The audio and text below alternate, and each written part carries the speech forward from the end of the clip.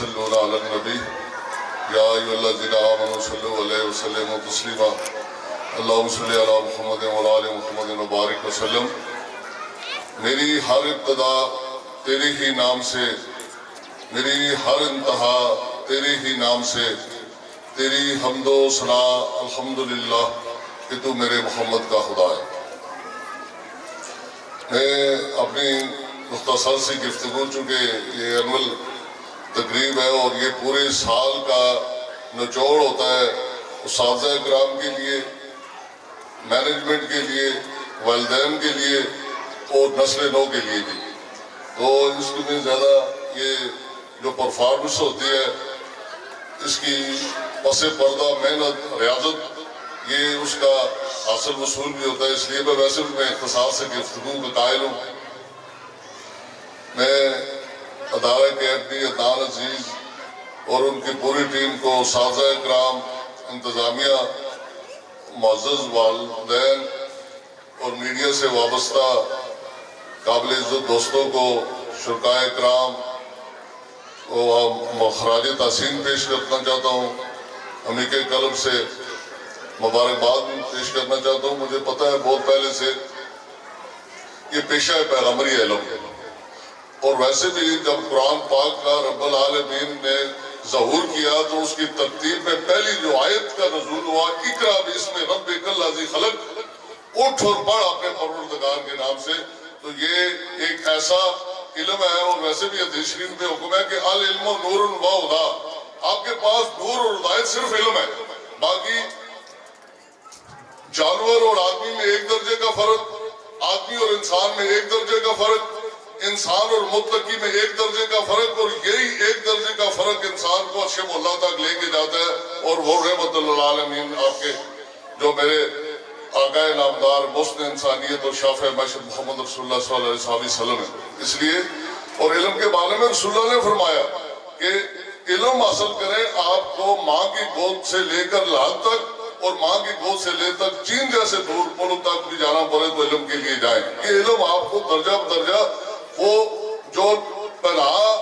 زیور ہوتا ہے، جو اہلیت ہوتی ہے، اور آج دیکھیں کہ ہم نے اپنے اس علم پہ، ہم جو رسول اللہ کی سیرت ہے اس پہ، اس سے جب ہم نے منہ موڑا، روگردانی کی، تو ہمارے مخالفین نے اسی علم سے جو سیرت النبی میں ہے، جو کلام الہی میں ہے، جو ارشاد الہی میں ہے، اس پہ عمل کر کے چاند پرست بستیاں بنا لی، اور آج پوری دنیا میں معیشت پہ جو قبضہ ہے وہ یہودیوں کا ہے، اور ہم بیٹھے ہو کے صرف دستے دعا بلند کرتے ہیں اور ان کی مذمتیں کرتے ہیں۔ مذمت بعد کی بات ہے، مذمت سے پہلے عمل کرنا پڑتا ہے، اور اسلام کے بارے میں سادہ سا حکم ہے، کوئی لمبے چوڑے فلسفے کی ضرورت نہیں ہے کہ یہ پہلے اپنے قلب پر نافذ کرنا پڑتا ہے۔ میں جو بات کرتا ہوں مجھے اس کا عمل کر کے بتانا پڑے گا۔ جو میری اولاد ہوگی، وہ جو میرے زیر کفالت میرے سائے لوگ ہیں، وہ میرے عمل کو دیکھیں گے۔ ہم اگر گھر کو پوچھنے آئے تو بچے کو کہیں باہر کہ جی والد صاحب گھر نہیں ہیں، تو آپ اس کی کردار سازی کیسے کریں گے؟ جب آپ گھر میں بیٹھ کے اپنے کسی رشتہ دار کی، کسی خونی رشتے کی، اہل محلہ کی بدخواہی کریں گے تو کیسے آپ توقع کرتے ہیں کہ آپ کے بچے کی جو کانفیڈنس بلڈنگ ہو، جو اس کی اعلیٰ اخلاقی تربیت ہو، وہ کیسے؟ یہ ممکن ہی نہیں ہے۔ آپ نے دین سے دوری حاصل کی، دوری کیسی ہوئی؟ تو زندگی میں ہمیں پریشانیاں، معاشی، فکری، علمی، یہ اس پورا معاشرہ تعداد پذیر ہو گیا۔ اور ویسے بھی اولاد کے والدین پہ 3 حقوق ہوتے ہیں۔ پہلا حق ہوتا ہے اولاد کا اپنے والدین پہ اچھا نام رکھنا، دوسرا اولاد کا حق ہوتا ہے اچھی تربیت کرنا، اور تیسرا حق ہوتا ہے اولاد کا اپنے والدین پہ اس کے مستقبل کے فیصلے کرتے ہوئے اور پوری توجہ، مشاورت اور سوچ سمجھ کو اس کو مد نظر رکھنا۔ میں آخری گزارش کر کے اللہ رب العالمین عدنان عزیز کو اس علمی ورثے کو اور وسیع کرنے میں مجھے بڑا فخر ہے۔ میرے عزیز بھی ہیں اور ہمارے دوسرے بھائی صاحب ہیں جو ابھی چیئرمین احتساب بیرو ہے، وہ شریعت کورٹ کے جج بھی رہے، تو وہ بھی تشریف میں بھی کل ہی گیا تھا، تو مجھے عدنان نے کہا تو میں رات ہی کو واپس آ گیا تھا کہ چونکہ میں ظفر آباد میں بھی، چونکہ پیپلز پارٹی کے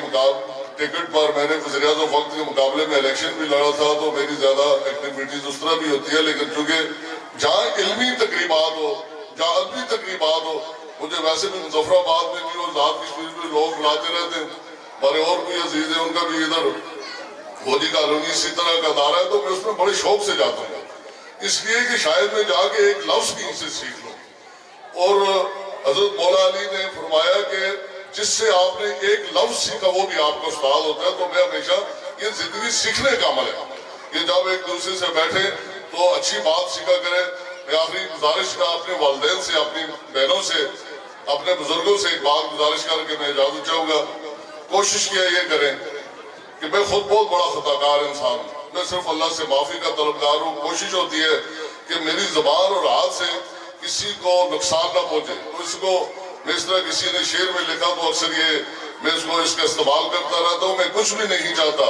اپنی اس گناہ گار زندگی میں، یا رب دعا یہ ہے کہ کسی کی دکھ کی وجہ میری ذات نہ ہو۔ والدین سے گزارش ہے اور بالخصوص اپنی بہنوں سے، بیٹیوں سے، کہ صبح اپنے بچے کو جب تیار کریں تو معمول بنا لیں کہ ان کو درود شریف ورد کروا کے گھر سے باہر بھیجیں، اور ان کو کہا کریں کہ گھر سے نکلتے ہوئے درود شریف پڑھ کے جائیں اور واپس گھر کے آئیں۔ پھر آپ دیکھیں وہ انجینئر بنے گا جو آپ کا تابع دار ہوگا، وہ ڈاکٹر بنے گا وہ آپ کی خدمت کرے گا، وہ تاجر بنے گا وہ رزق حلال کمائے گا، وہ دنیا کے کسی شعبے میں جائے گا وہ آپ کے لیے باعث اعزاز، باعث عزت، آپ کے خاندان کے لیے، آپ کے اپنے لیے بھی۔ اس لیے یہ ویسے بھی قرآن شریف میں حکم ہے کہ ان اللہ و ملائکتہ یصلون علی النبی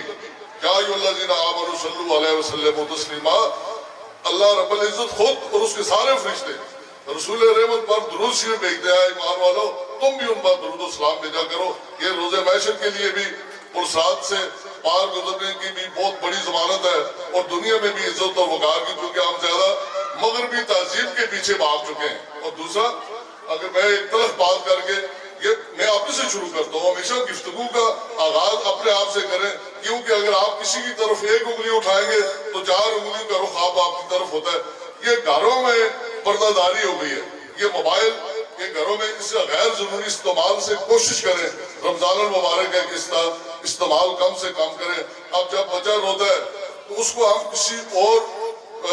بہلاوے بہکاوے کے بجائے موبائل ہی اس کے ہاتھ میں دیتے ہیں، اس کی ضد کو۔ ساری بچوں کی ضد بھی نہیں مانا کرتے، بچوں کی جائز ضد ضروری ہوتی ہے، لیکن جب اس کی ناجائز ضد مانا کریں گے پھر وہ کل آپ سے ایسی ضد کرے گا کہ جو اس کی عادت میں، اس کی شخصیت میں اس کا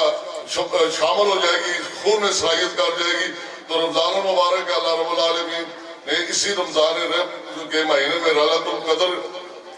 کی بابرکت جو